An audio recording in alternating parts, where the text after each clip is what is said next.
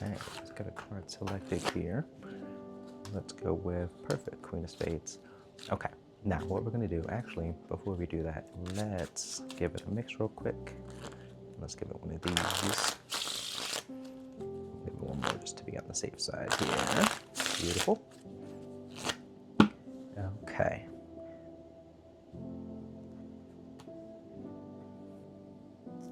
Okay guys, welcome back. So this is the anti-control, and it's probably one of the most, if not the most deceptive card control that I know. And the reason it is so deceptive is because the whole control happens in non-moments. So it doesn't feel like a control. Whenever it is backtracked on, you can't figure out when it happened because, like I said, it happened all in non-moments. So this is probably the control I use the most, aside from if I were to just palm the card out of the deck and hand it off to be shuffled. This is probably my go-to control, definitely over the Classic Pass. Now, I love the Classic Pass.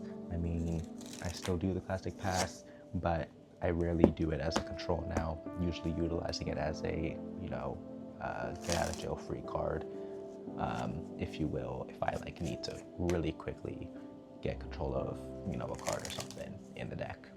But anyway, back to the anti-control. I call it anti-control because really it's not a control, or at least when it's backtracked on, it doesn't feel like a control. And the whole reason behind that is making sure you do the key moves in the not moments. Now it's pretty hard to show on camera like you saw in the performance. Just, me and the camera, you can't really, it's kind of obvious what I'm doing. It's kind of a Mahatma shuffle with some riffle shuffles. However, when you hear me explain it, you'll understand why it is so deceptive. So let's get right on into it. Okay, so the basic mechanics behind it are, we are gonna have a break on top of our card, above our card. We're gonna do a Mahatma shuffle. And then immediately after we do our Mahatma shuffle, we're flowing into a riffle shuffle, just like this, retaining that card on top, just like that. And usually do about 2 riffle shuffles. Now, how do we make this deceptive? To start out with, let's just start out with selecting the card. So we'll just do it from this spread. So we have our 3 of hearts here. We're gonna get our break above it. Now what I like to do is flow immediately into this. And this is great because I still have control over the card.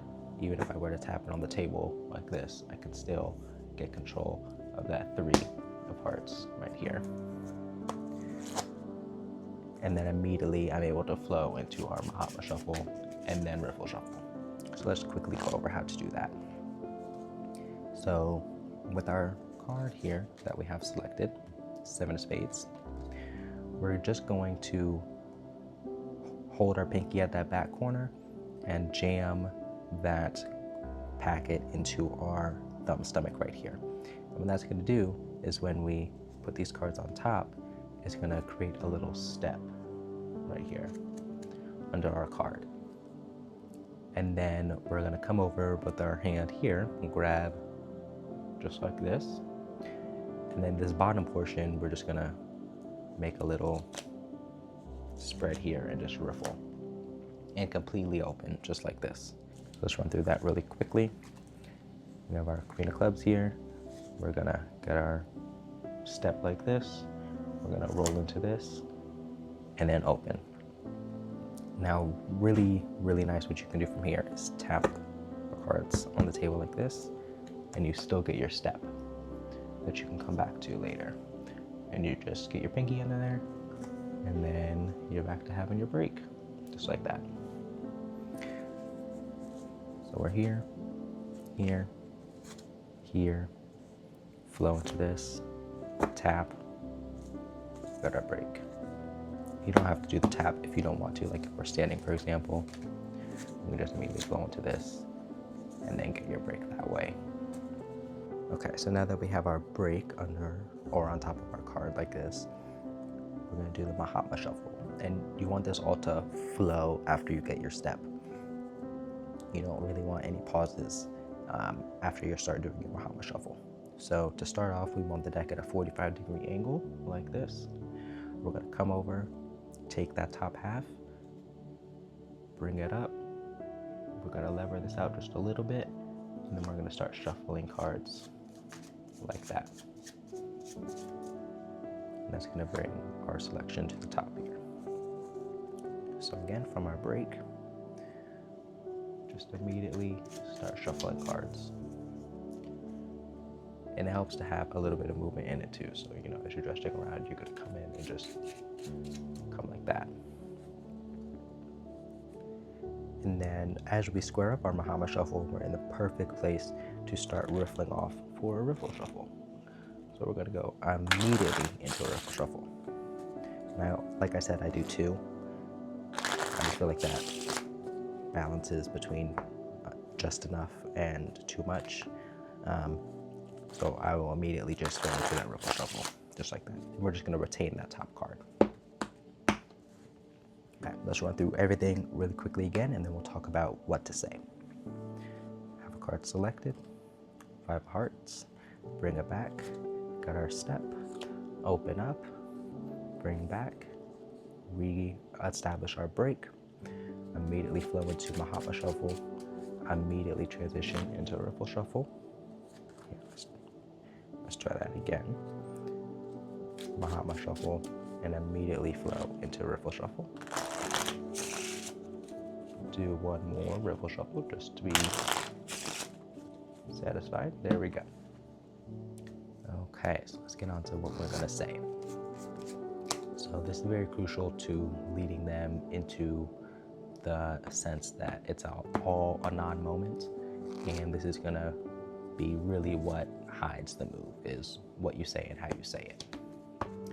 So feel free to adjust my pattern to whatever your mode of performance is, because we all perform differently, we all have different styles, but I'll go over what I say, and you can just adapt it to however your performance style is. Once we have our card returned,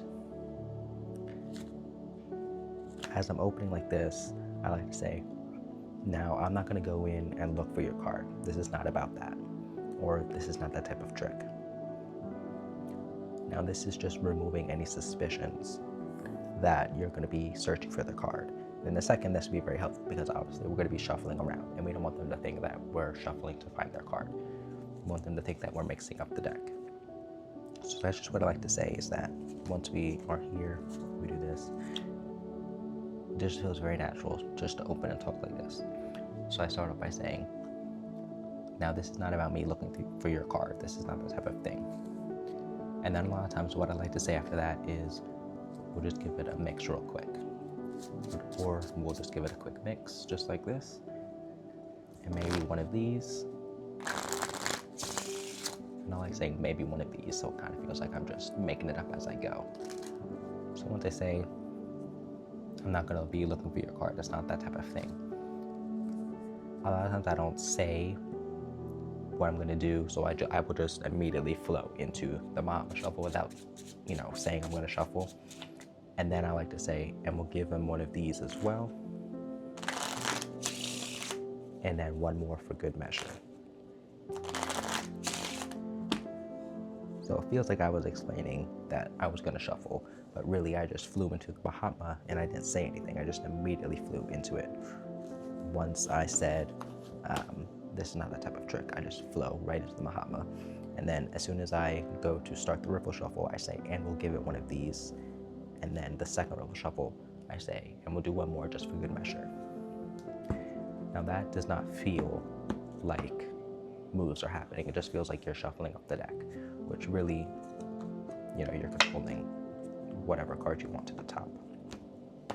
So that's kind of what I like to say. It gets edited and improvised sometimes depending on the trick that I'm doing. But I would start with that framework and then use your personal, performance style to adapt it to whatever you like to do. let's say you want to get it to the bottom. You're gonna do the same thing, except you're gonna get your break under that card. So you have your step, and you can still open and get your break as usual. The only difference is we're gonna be doing the shuffle a little differently. So we're gonna come over with our thumb and middle finger to the edges like this. We're gonna transition it to a thumb break. I don't know if you're able to see that there, just like that. Our thumb is gonna come over to this side, and we're just gonna roll up like this, and that's gonna split. This twisting here is gonna split that open a little bit, and then we're gonna flow right into a shuffle like this. And then it's all the same, except just backwards. And then we're gonna retain that bottom card like that. And then it's all the same stuff from there. It's just that first shuffling action is a little different. So again, I'm gonna come over, transition that to a thumb break like this. As we're coming over like this, we're just gonna immediately flow into that shuffle. And then we'll give it one of those. And one more just for good measure. And just don't flash that bottom card. So full speed, getting it to the bottom, it's gonna be like this. 2 diamonds, beautiful. Now this is not about me looking forward. This is not that type of trick. I'll give it a mix real quick and make one of these. And then we'll just do one, just to be on the safe side here. Okay, beautiful.